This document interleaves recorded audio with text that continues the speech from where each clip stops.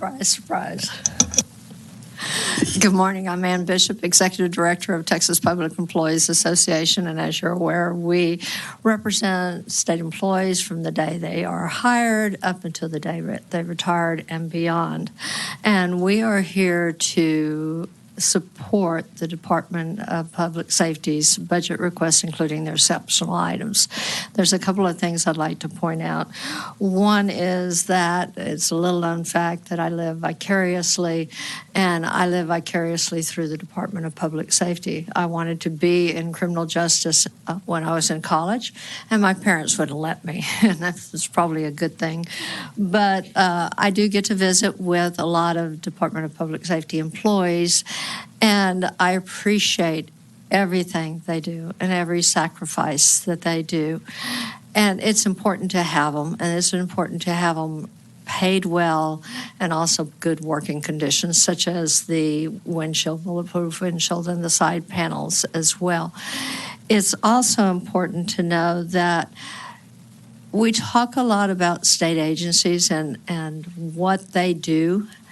A lot of state agencies, including this one, prevents bad things from happening. It's a risk-reward type of scenario. If you're going to invest in preventing the risk, then you don't have the bad things happen. And if you do have bad things happen, then there are people there that will help and run to the bad things. And not everybody's cut out for that. And to have a quality workforce, I think the director said we don't want to hire an idiot. I used to say you don't want to hire somebody who can just fog a mirror. And you want to have somebody who can make decisions, somebody who can lead, somebody who can handle stress. And that means not only the people who are uniformed, but also the non-uniformed people. And they are back at the office, they're back in the field offices and the driver's license offices and the accounting, the IT, the legal department, all supporting these people so they don't have to worry about getting a paycheck. They don't have to worry about making sure their supplies are there.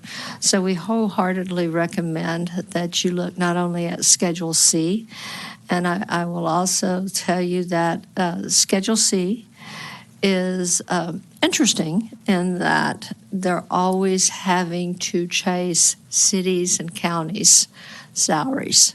City and counties' salaries raise their law enforcement salaries constantly, and it's sometimes a very big challenge to attract somebody to the state and say, oh, by the way, we're going to pay you less, you'll be well trained.